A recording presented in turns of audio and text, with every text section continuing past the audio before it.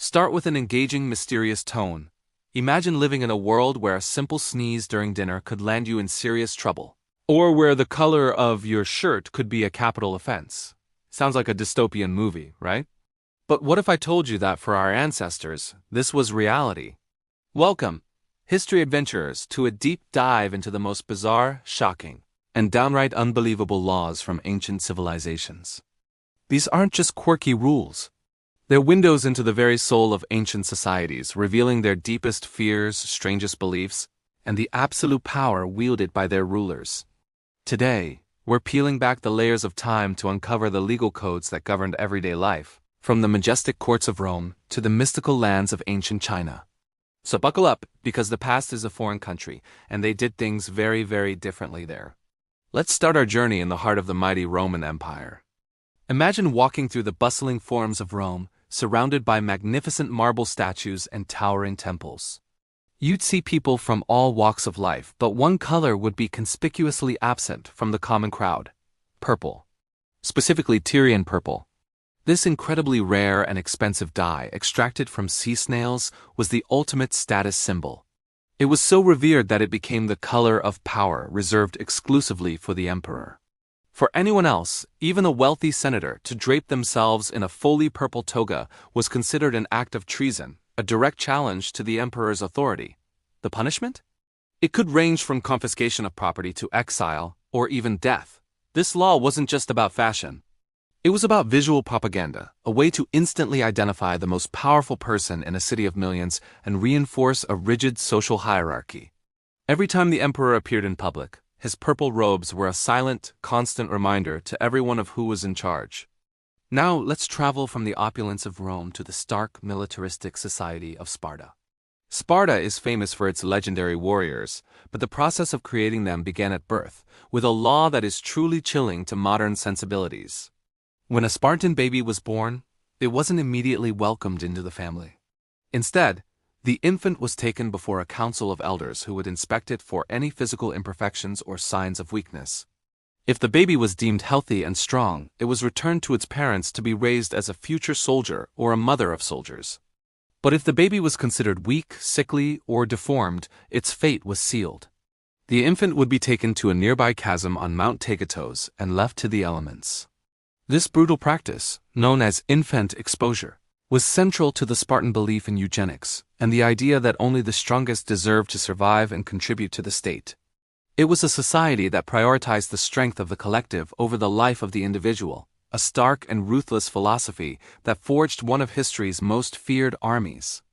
From the mountains of Greece, let's journey to the sun-drenched banks of the Nile in ancient Egypt.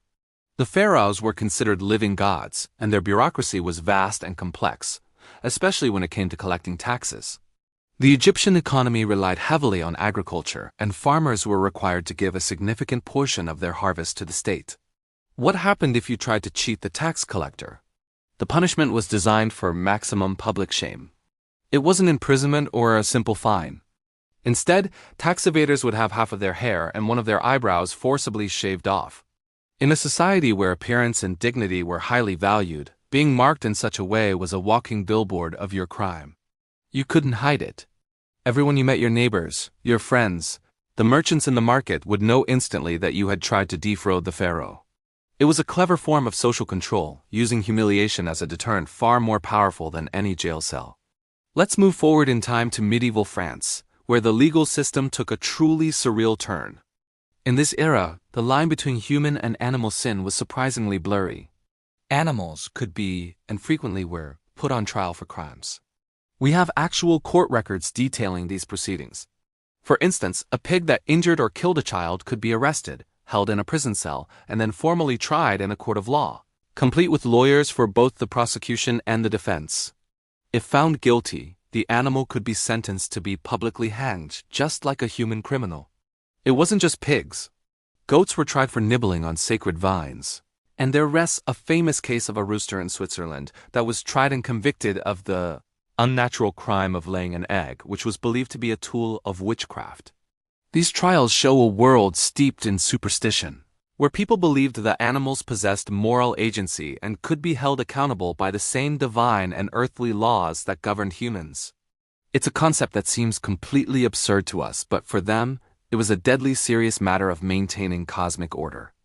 Now, let's travel east to Imperial China during the illustrious Tang Dynasty, a golden age of culture and innovation. The emperor, known as the Son of Heaven, was seen as the crucial link between the heavens and the earth. His well-being was directly tied to the prosperity of the empire. This belief led to some incredibly strange responsibilities for his officials. According to some historical accounts, if the emperor had a nightmare, it wasn't just a personal matter. It was interpreted as a negative omen, a sign that there was disharmony in the cosmos, and therefore, in his government. Officials could be held responsible for the emperor's bad dreams. They might be required to perform rituals to appease the spirits, or in more serious cases, they could be demoted, fined, or even dismissed from their posts. The logic was that their incompetence or corruption was causing such cosmic disturbance that it was manifesting in the emperor's subconscious. Can you imagine your job performance review depending on your boss's dreams? It's a powerful example of how deeply intertwined politics and spirituality were in the ancient world. Let's return to the ancient Near East, to the city of Babylon, home to one of the earliest and most famous legal codes in history, the Code of Hammurabi.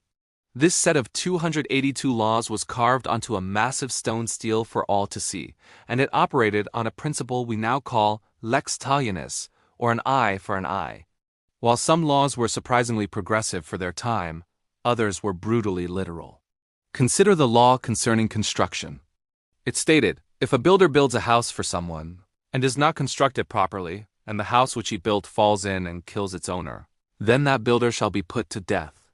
If the collapse killed the owner's son, then the builder's son would be executed.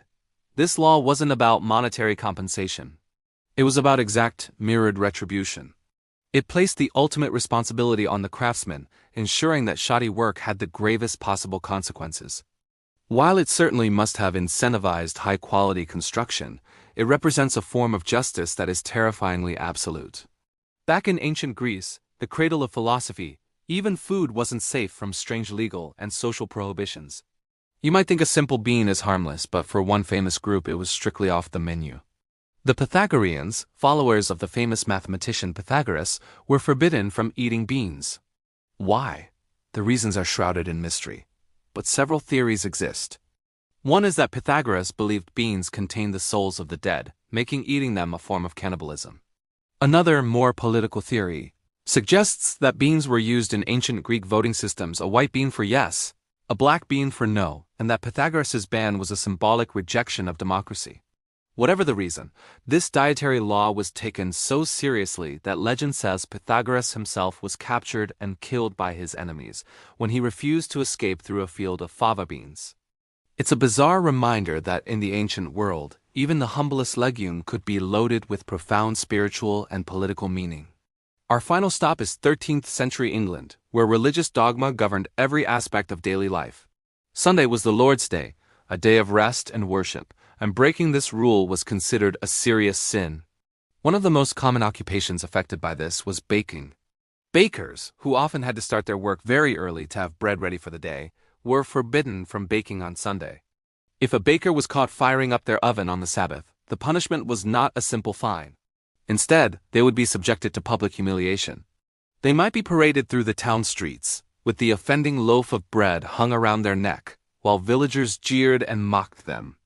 Or they could be placed in the public stocks for everyone to see. This wasn't just about enforcing a religious rule. It was about reinforcing the power of the church and ensuring that the community adhered to a shared moral code, using shame as a powerful tool of enforcement. So what do all these strange laws tell us? They are fossils of thought, preserving the fears, superstitions, and power structures of civilizations long gone. They show a world governed not always by logic, but by a desire to control the uncontrollable, to impose order on a chaotic universe, and to maintain rigid social hierarchies.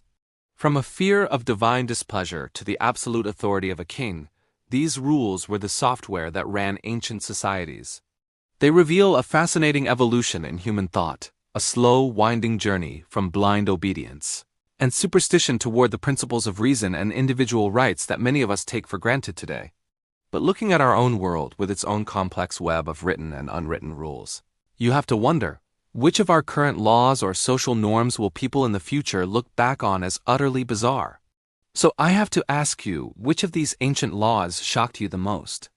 Was it the trial of animals, the punishment for a bad dream, or the deadly consequences of bad construction? Let me know your thoughts in the comments below. And if you enjoyed this journey into the stranger side of history, please give this video a thumbs up and subscribe to the channel for more deep dives into the past. Thanks for watching, and stay curious.